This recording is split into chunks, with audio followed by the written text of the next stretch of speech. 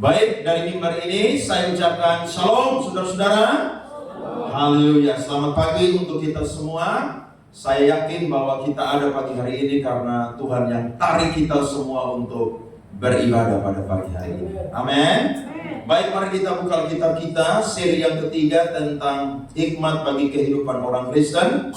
Saya akan bicara dari Injil Matius pasal 11 ayat 25 sampai ayat yang ke-30. Tujuan mujizat adalah pertobatan. Saudara akan baca dengan saya, dan saya mulai ayat 25, saudara 26, dan sama-sama ayat 30. Saya tunggu dalam hitungan 3, 2, 1, kita akan mulai. Ajakan juru selamat. Pada waktu itu berkatalah Yesus, "Aku bersyukur kepadamu Bapa, Tuhan langit dan bumi, karena semuanya itu Engkau sembunyikan bagi orang bijak dan pandai, tetapi Engkau nyatakan kepada orang kecil." 26, saudara. Semua telah diserahkan kepadaku oleh Bapakku, dan tidak seorang pun mengenal anak selain Bapa, dan tidak seorang pun mengenal Bapa selain anak, dan orang yang kepadanya anak itu berkenan menyatakannya. 28, saudara.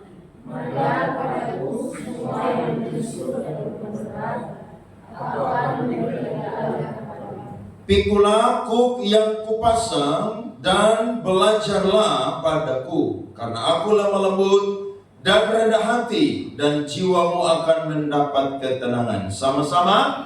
Sebab kuk yang kupasang itu enak dan bebanku pun ringan. Bisa beri tepuk tangan untuk firman Tuhan yang keras. Semangat dong. Amin. Amin. Kalau saya dan saudara belajar firman Tuhan ini menyatakan bagaimana Yesus begitu baik sekali sehingga dia melakukan banyak mujizat. Saudara perhatikan ayat yang pertama dari pasal 11. Di situ firman Tuhan berkata, setelah Yesus selesai berpesan kepada ke-12 muridnya, pergilah ia dari sana untuk mengajar dan memberitakan Injil di dalam kota-kota mereka. Mayoritas murid-murid dari Tuhan Yesus adalah orang-orang Galilea, sehingga dia pergi ke Galilea dan melakukan banyak sekali mujizat di situ. Sampai-sampai waktu itu Yohanes Pembaptis ada di penjara. Dia mendengar bahwa Yesus itu melakukan banyak sekali kebaikan bagi orang-orang. Akhirnya dia mengutus beberapa muridnya untuk pergi dan bertanya bahwa apakah Yesus adalah Mesias yang dijanjikan itu atau orang lain. Karena dia kecewa Yesus sedang menolong orang lain, tapi Yesus tidak pernah menjenguk Yohanes Pembaptis yang sudah ada di penjara selama 6 bulan. Akhirnya saudara-saudara, Yesus berkata kepada utusan-utusan daripada Yohanes Pembaptis, kasih tahu bahwa aku adalah Mesias yang dijanjikan itu. Sebab aku melakukan banyak sekali mujizat kepada orang-orang yang membutuhkannya. Selanjutnya, kalau kita baca saudara-saudara dari ayat 20 sampai 24, di situ dinyatakan bahwa Yesus mengecam 3 kota yang mengalami, mendapatkan, melihat banyak mujizat.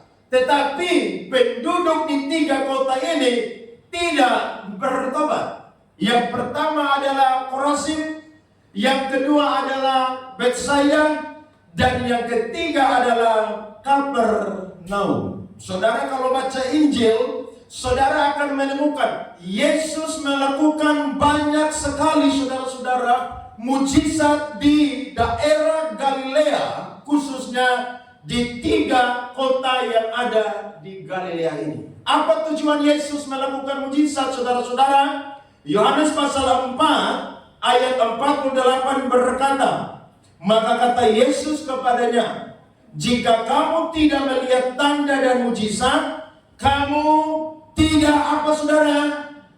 Tidak apa? Berarti tujuan dari mujizat adalah supaya orang percaya kepada Yesus yang adalah Mesias yang sudah hadir dan adalah Tuhan Allah dan Juru Selamat. Tetapi sayang sekali, Mereka hanya mau terima mujizat, tetapi mereka itu tidak mau membutuhkan juru selamat. Mana yang lebih penting? Keselamatan jiwa atau mujizat, saudara-saudara? Dua-dua penting.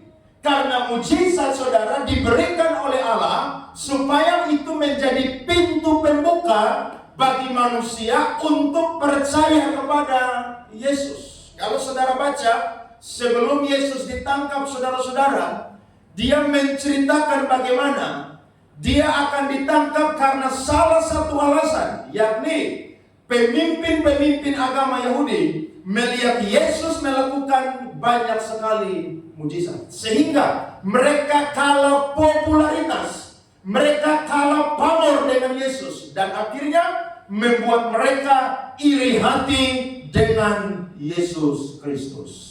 Dan Tuhan itu sangat baik sekali, sehingga kalau saya dan saudara baca ayat 25 sampai ayat 30, di situ dinyatakan bahwa ternyata Yesus memberikan seruan sekali lagi supaya mereka itu mau menerima keselamatan. Makanya judul dari ayat 25 sampai 30 adalah ajakan juru selamat. Sampai hari ini tawaran dari Yesus untuk terima keselamatan itu disuarakan di mana-mana. Amin. Tuhan utus para pendeta, para penginjil untuk berkhotbah. Apakah mereka yang berkata-kata? Tidak. Mereka berkata-kata dari firman yang sudah tertulis, yang diwahyukan oleh Allah, dengan tujuan adalah supaya setiap orang yang mendengarkan firman, mereka bukan hanya menerima mujizat, tapi mereka pun juga mau percaya kepada juru selamat. Akhirnya saudara-saudara, Yesus mengatakan di ayat 25. Kalau saudara perhatikan, firman Tuhan berkata, saudara-saudara, pada waktu itu berkatalah Yesus, aku bersyukur kepadamu Bapa, Tuhan langit dan bumi, karena semuanya itu. Apa kata semuanya itu?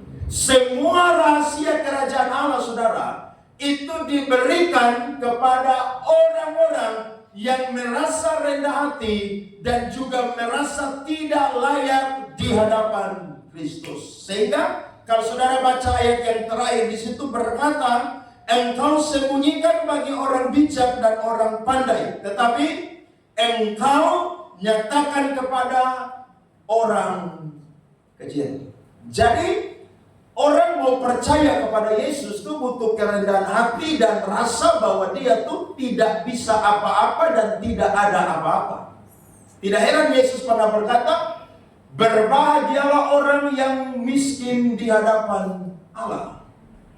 Berbahagialah orang yang lapar dan haus akan kebenaran. Karena untuk mau menerima keselamatan, saya dan saudara tidak boleh congkak, tidak boleh angkuh, tidak boleh keras hati, tidak boleh pakai hikmat manusia. Tetapi saudara-saudara harus menjadi orang-orang yang seperti anak kecil. Nah, kata orang kecil di situ, saudara, menggunakan kata Yunani adalah nepios. Nepios di situ adalah bayi atau anak kecil. Seringkali dengan makna lebih luas adalah seperti kekanak-kanakan atau tidak berakal. Ini adalah gambaran bagaimana seseorang itu yang mau saudara percaya kepada Yesus Kristus, dia harus merasa bahwa dia tidak ada apa-apa.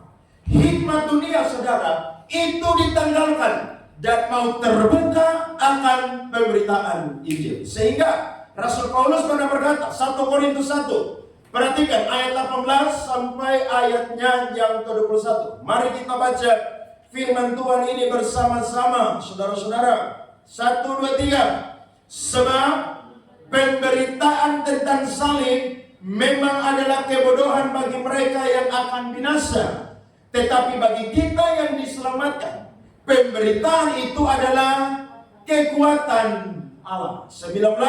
Karena ada tertulis, Aku akan membinasakan hikmat orang-orang berhikmat, dan kearifan orang-orang bijak akan kulenyapkan.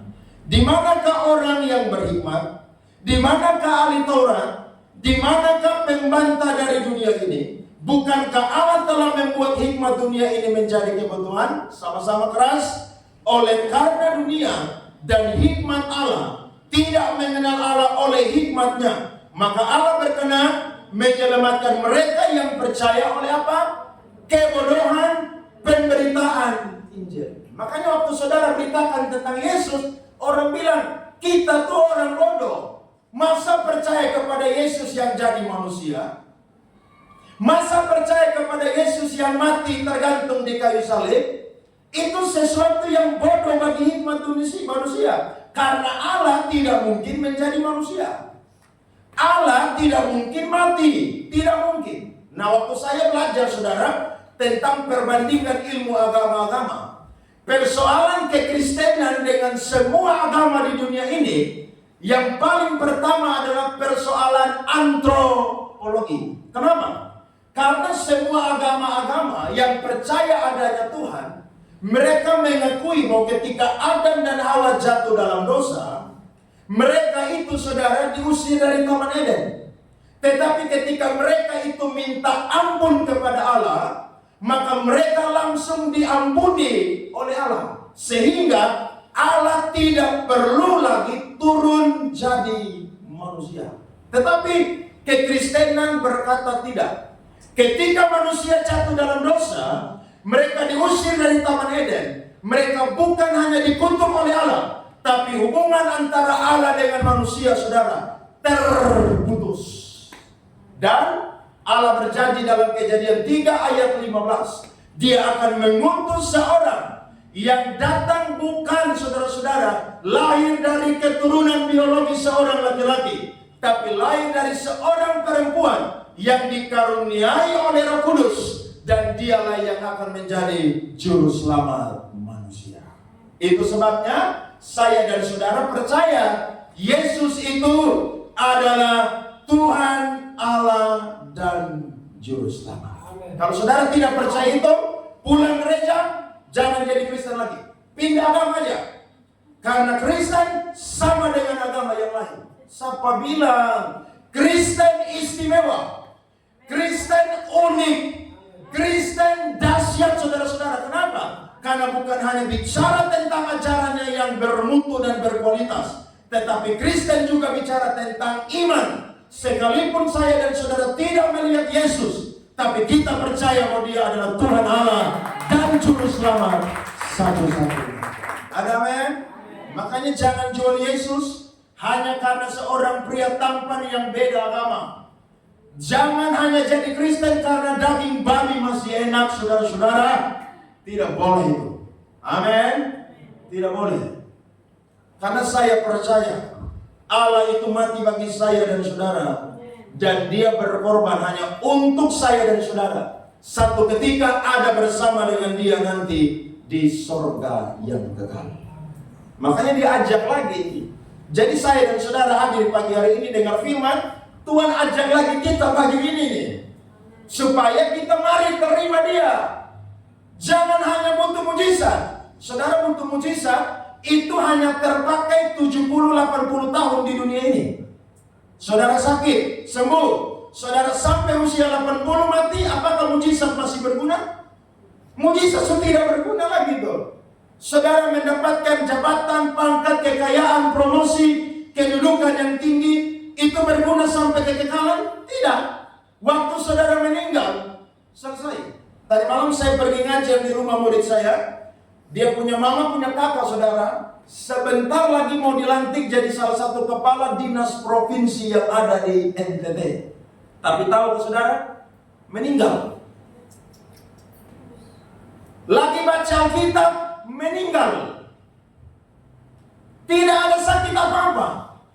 Waktu saya habis ngajar, jarang sekali saya punya murid, punya orang tua di ngobrol dengan saya. Tapi tadi malam mungkin mereka mau ngobrol karena saya pendeta, akhirnya cerita kurang lebih 15 menit. Sedih sekali. Karena kakak mereka itu sangat cerdas. Usia saudara masih muda. tapi mau diangkat jadi salah satu kepala dinas provinsi Nusa Tenggara Timur. Tuhan panggil. Saudara lihat tuh. Kita ini tidak tahu kapan Tuhan panggil kita. Makanya hidup kita harus anggap bahwa hari ini adalah mungkin hari terakhir yang Tuhan berikan kepada kita. Jadi kalau ada tawaran untuk terima Yesus, jangan tunda-tunda. Jangan kita bilang, dengan kekuatan kita, akal budi kita, hikmat kita, Injil tidak perlu, Yesus tidak perlu. Saya dan saudara masuk dalam kategori para ahli-ahli Taurat dan orang-orang Farisi. Hanya orang-orang yang merasa seperti anak kecil saja, nepios, yang merasa tidak ada apa-apa di hadapan Tuhan. Itulah yang Allah nyatakan untuk memberitahukan rahasia kerajaan Allah. Makanya kalau dengar firman, jangan pakai pikiran yang angkuh, congkak. Nanti firman tidak bisa maksud saudara. Tidak bisa. Saudara biar mau gelar S1, S2, S3, profesor, doktor, karburator, kotor, bocor, saudara kalau dengar firman tidak rendah hati, firman tidak akan masuk. Apalagi saudara pikiran tidak ada di dalam ibadah, itu lebih gawat lagi saudara-saudara. Makanya datang ke gereja pastikan 2 jam fokus dengan Tuhan, memuji, menyembah, dengar firman, berdoa, terima berkat. Itu satu paket yang tidak bisa saya dan saudara pisahkan. Yesus ajak sekali lagi, mari kalian harus menerima yang namanya keselamatan daripadaku. Dan tahukah saudara, waktu Yesus mengatakan ini, Yesus mau memberikan kepada mereka satu pemahaman baru, bahwa hikmat atau kalian harus memilih yang lebih utama dari yang utama. Mujizat itu baik, tapi yang paling utama adalah keselamatan jiwa. Itu yang paling penting. Mati mau bawa apa saudara? Mau bawa emas di leher? Mau bawa emas di tangan, di kaki? Mau bawa uang saudara punya harta kekayaan yang banyak? Saya yakin itu tidak perlu. Kasih ke anak cucu supaya mereka dapat harta di bumi ini. Tapi ingatlah, yang paling kekal adalah jiwa saya dan saudara. Kita mati, jasad kita, tubuh kita akan jadi kembali di tanah. Tapi jiwa kita lah yang akan kekal selama-lamanya. Tubuh kita akan dibangkitkan dan akan mengenakan tubuh kemuliaan atau tubuh surgawi. Sehingga saya dan saudara akan kembali hidup di langit dan bumi yang baru. Nah, saya catat ada 2 hikmat yang saya dan saudara harus terima. Sehingga saya dan saudara tidak hanya mau menerima mujizat saja, tetapi kita harus mau meresponi ajakan juru selamat dari Yesus Kristus, supaya saya dan saudara bisa terima kerajaan surga. Saya catat yang pertama ayat 28, firman Tuhan berkata, marilah kepadaku semua yang letih lesu dan berbeban berat. Aku akan apa? Memberikan kelegaan kepadamu. Kata letih lesu di situ, dia itu menggunakan kata Yunani kopiontes. Apa itu kopiontes? Kopiontes adalah bekerja dengan susah payah. Dan kata beban berat di situ saudara menggunakan kata pepotismenoi. Artinya adalah memikul beban berat fisik juga emosional. Jadi bagi orang Yahudi, kalau kalian mau diselamatkan, kalian harus melakukan tradisi-tradisi keagamaan hukum Taurat, dan kalian harus melakukan perbuatan baik. Barulah kalian akan diselamatkan. Tetapi Yesus hadir membawa satu pengajaran yang baru. Yesus bilang tidak demikian. Yang mau diselamatkan adalah mereka yang mau datang kepada Yesus Kristus. Sehingga dia pakai kata kelegaan di situ, yakni anapauso. Anapauso artinya adalah istirahat saudara-saudara, atau secara harafiah itu menunjukkan bahwa ketika seseorang datang kepada Yesus, maka dia itu akan mendapatkan kelegaan atau kedamaian yang sejati. Sebab kata anapauso itu dipakai dalam konteks keagamaan adalah orang-orang yang mau diselamatkan adalah orang-orang yang menemukan iman di dalam Kristus dan punya hubungan dengan Yesus Kristus. Jadi dalam kekristenan, saudara dan saya mau masuk surga itu mudah sekali. Modalnya cuma apa? Respon panggilan Tuhan dan datang kepada Yesus. Tidak boleh tambah apa-apa. Ada yang berkata, lakukan perbuatan baik, kemudian punya iman dan diselamatkan. Saudara mau lakukan perbuatan baik tiap hari? Coba. Saudara punya pikiran tiap hari dan saya pasti akan apa? Jatuh dalam dosa. Kata-kata kita pasti akan apa? Berdosa. Tingkah laku kita saudara-saudara pasti akan apa? Berdosa. Nah itulah saudara-saudara, kekristenan mengajarkan bahwa manusia diselamatkan modalnya cuma respon karena ada iman yang Allah berikan. Sehingga manusia diselamatkan tidak perlu untuk modalnya adalah perbuatan baik. Yesaya berkata, kesalehan perbuatan baik manusia itu seperti kain kotor. Jadi orang-orang pilihan Kristus itu sekali selamat tetap selamat. Pertanyaannya, kalau ada orang Kristen kemudian dia pindah keluar dari Kristen, selamat atau tidak? Yang pertama, dia tidak selamat karena dia bukan orang pilihan Tuhan. Saudara perhatikan ada ayat-ayat yang saya kasih di sini. 1 Korintus 1 ayat 2. Perhatikan. Saudara lihat di depan saya. 1 Korintus 1 ayat yang kedua. Kepada jemaat Allah di Korintus, yaitu mereka yang dikuduskan dalam Kristus Yesus dan yang dipanggil menjadi orang-orang kudus, dengan semua orang di segala tempat yang berseru kepada nama Tuhan Yesus Kristus, yaitu Tuhan mereka dan Tuhan kita. Saudara lihat firman Tuhan berkata, kita adalah orang-orang yang berdosa tapi dikuduskan. Siapa yang menguduskan kita? Allah. Siapa yang mengerjakan itu saudara?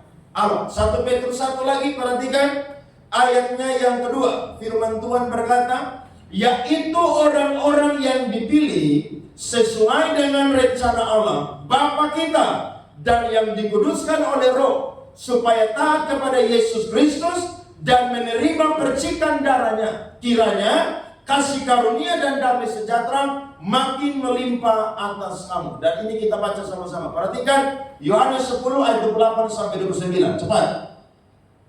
Yohanes 10 ayat 28 sampai 29. Mari kita baca yang keras. Sama-sama 2-3. Dan aku memberikan hidup yang kekal kepada mereka, dan mereka pasti tidak akan binasa sampai selama-lamanya, dan seorang pun tidak akan merebut mereka dari tanganku. 29. Bapakku yang memberikan mereka kepadaku lebih besar daripada siapapun, dan seorang pun tidak dapat merebut mereka dari tangan Bapa. Jadi keselamatan di dalam kekristenan tidak bisa hilang.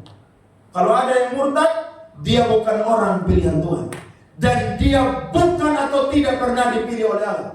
Saya dan saudara adalah orang-orang pilihan Tuhan. Ada amin?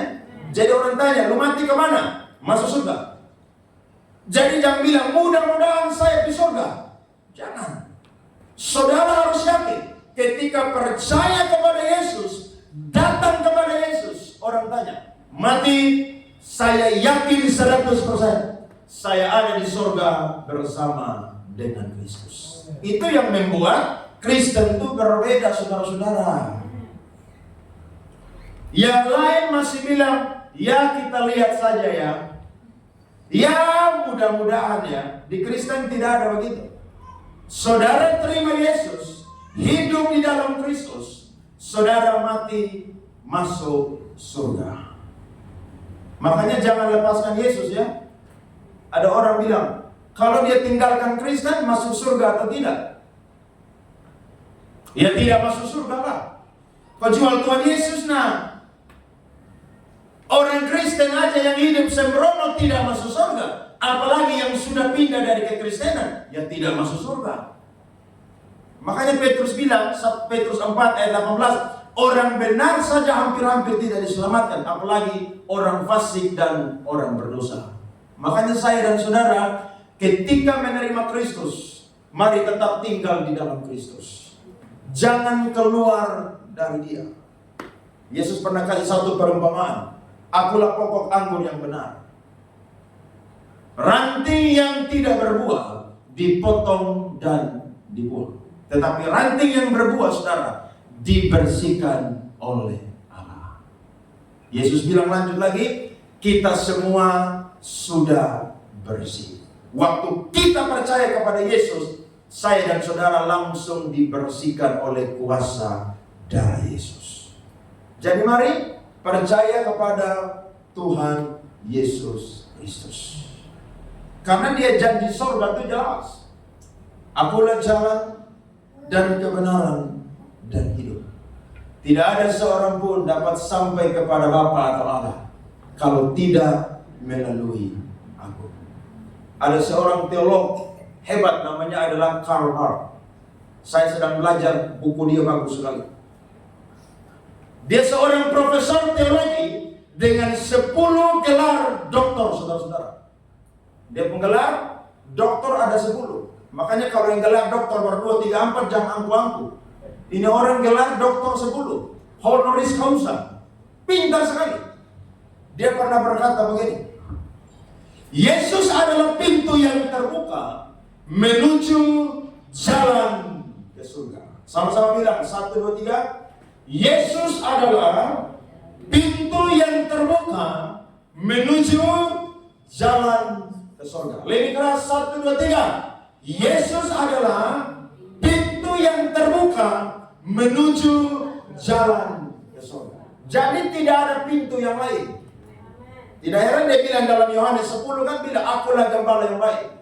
Dia adalah pintu untuk masuk ke dalam kandang domba itu. Hanya pencuri sajalah yang lompat dari pagar. Tapi kalau Allah, saudara, dari pintu. Sehingga saya dan saudara jangan pernah main-main dengan kekristenan. Hikmat itu dipakai. Kalau ada orang bujuk saudara tinggalkan Yesus, pakai otak hikmat. Yesus sudah banyak melakukan mujizat dalam kehidupan saya, tapi itu bukan yang paling utama. Yang paling utama adalah keselamatan jiwa. Buat apa kita punya seisi dunia ini tapi kehilangan keselamatan? Keselamatan adalah segala-galanya. Dan keselamatan yang Yesus janjikan, saudara, itu pasti tidak akan bisa hilang. Jadi kalau saya dan saudara mungkin sampai menderita, saya dan saudara mari bertahanlah dan bersabarlah di dunia ini. Jangan jual Yesus karena semua kemewahan dunia ini. Jangan pernah.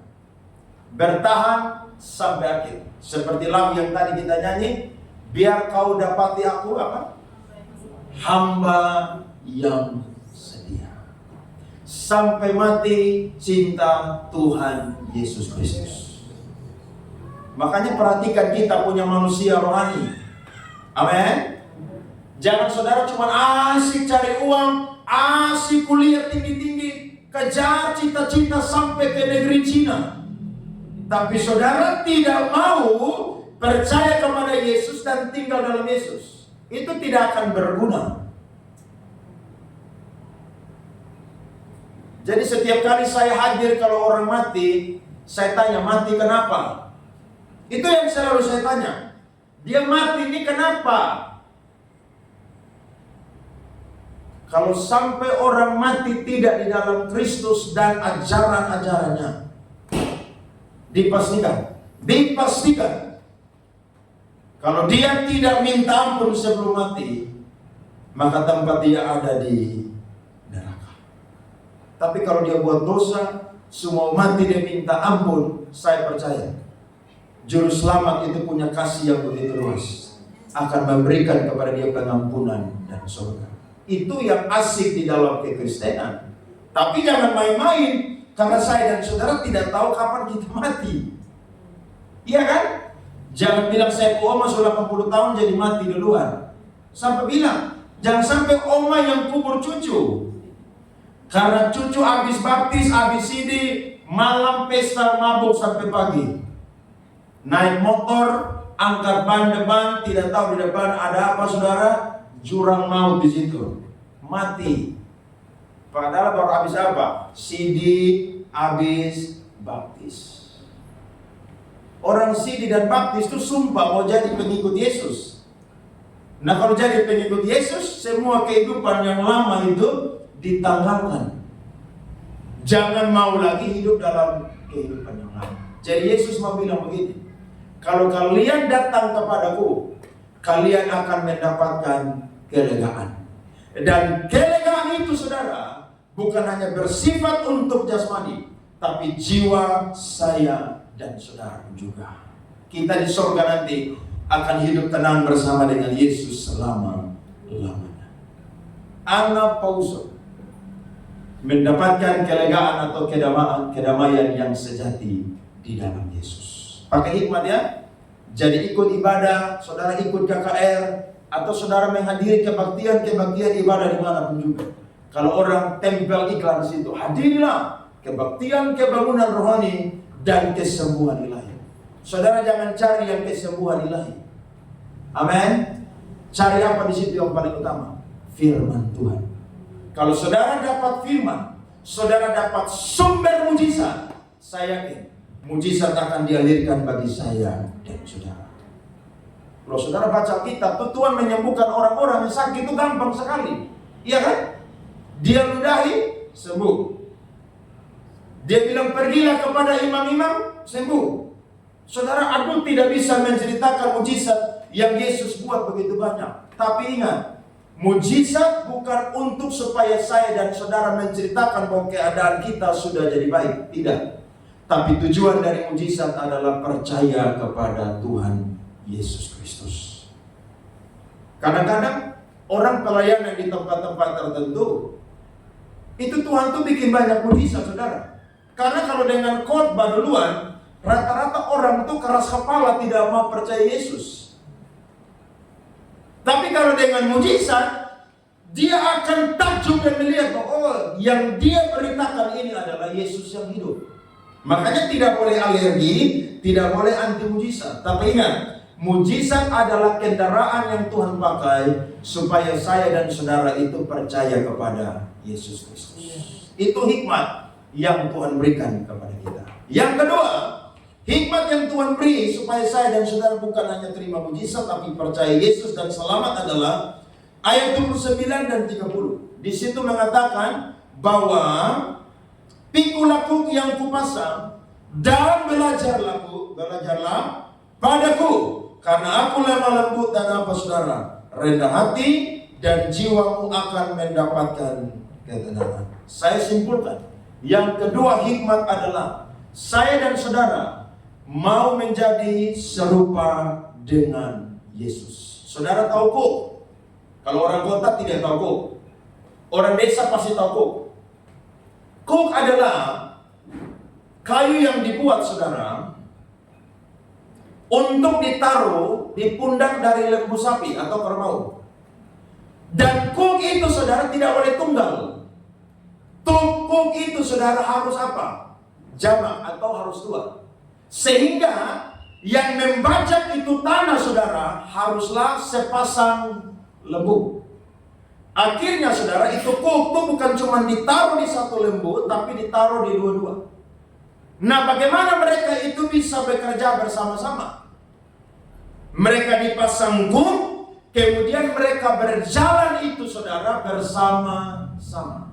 Tidak mungkin satu ke kiri, satu ke kanan. Bisa atau tidak? Bisa sih, tapi sakit pundak. Kerja tidak akan selesai. Dan saya yakin pasti sampai gembala akan pukul. Nah ini Yesus gambarkan. Setelah saya dan saudara datang kepada Yesus, jangan hanya puas saja untuk mendapatkan keselamatan. Tapi mari hidup sama seperti Yesus. Yesus berkata, pikulaku yang kupasang. Artinya, ada tanggung jawab, ada tugas, ada beban yang Tuhan berikan kepada saya dan saudara ketika sudah menjadi murid Yesus. Makanya, ketika kita percaya kepada Yesus, hidup tidak akan santai-santai. Pasti hidup akan apa? Disibukkan dengan perkara-perkara rohani. Saudara dulu tidak pernah gereja, sekarang harus setia gereja. Saudara yang dulu mungkin tidak tahu melayani, tapi ketika percaya kepada Yesus, Tuhan kasih talenta, karunia, dan melayani. Saudara yang dulu anti gereja, sekarang hampir tiap hari saudara ada di gereja. Sampai-sampai keluarga protes, kamu mau tinggal di rumah atau di gereja? Karena saya lihat kamu ini hampir tiap hari ada di rumah Tuhan. Saudara berkata, sebab lebih baik 1 hari di rumah Tuhan daripada 1000 hari di tempat lain. Lo jawab pakai ayat supaya orang mau kontra saudara tidak bisa. Kalau dia jawab pakai ayat lagi, saudara jawab juga pakai ayat, sehingga perang ayat di situ. Saya yakin orang yang sudah menerima keselamatan, dia tidak akan santai-santai di dalam Yesus. Tidak akan. Dia akan tiap hari sibuk baca Alkitab, dia akan berdoa, saat teduh, hari ibadah dia akan ibadah, dia akan berbuat baik, menolong sesama, dan berbuat baik untuk menjadi berkat. Saya percaya itu. Saya percaya itu. Makanya pikulaku yang Tuhan pasang. Yeremia adalah nabi yang paling sedih sepanjang sejarah Perjanjian Lama. Karena dia melihat keruntuhan bangsanya. Dia melihat bait Allah dibakar. Tembok-tembok diruntuhkan. Bahkan orang Israel, saudara, dibawa ke tahanan yang ada di Babel. Tapi ketika dia mengeluh, saudara, dia dapat hikmat dari Tuhan. Akhirnya dia berkata dalam Ratapan 3, tak berkesudahan kasih setia Tuhan, tak habis-habisnya rahmatnya, besar setianya. Bahkan dia bilang apa? Adalah lebih baik seorang berdiam diri dan menantikan pertolongan Tuhan. Adalah lebih baik seorang muda itu memikul kuk yang Tuhan berikan. Jadi orang Kristen itu, saudara, ketika percaya Yesus, terima Yesus, tidak akan santai-santai. Dia akan bekerja seperti Yesus itu bekerja. Tidak heran Yesus berkata dalam Yohanes pasal 12 ayat 26, firman Tuhan berkata, barang siapa melayani aku, ia harus mengikut aku. Dan di mana aku berada, di situ pelayananku akan berada. Keras ketiga, barang siapa apa? Melayani aku, ia akan dihormati siapa, saudara? Bapa. Barang siapa melayani Tuhan, dia akan dihormati oleh Allah. Jadi saya dan saudara yang sibuk pelayanan ini tidak sia-sia, saudara. Manusia bilang, hei, kita ini main jadwal terus, pelayanan terus. Manusia mungkin protes, tapi ingat, jerih lelah kita di dalam Tuhan tidak akan pernah sia-sia. Saudara mati mau dapat mahkota atau tidak dapat mahkota? Harus dapat mahkota. Nah, orang yang dapat mahkota, saya percaya salah satunya adalah dia giat bekerja di ladangnya Tuhan. Dia mau memikul tanggung jawab yang Tuhan berikan. Dan itu yang saya dan saudara harus kerjakan supaya seperti Yesus. Dan yang Yesus bilang yang kedua adalah apa? Belajarlah padaku sebab aku lemah. Yesus mau bilang, kalau jadi orang Kristen, karakter harus sama seperti Yesus. Memang kalau bicara lemah lembut ini susah. Orang Timur kan susah, saudara.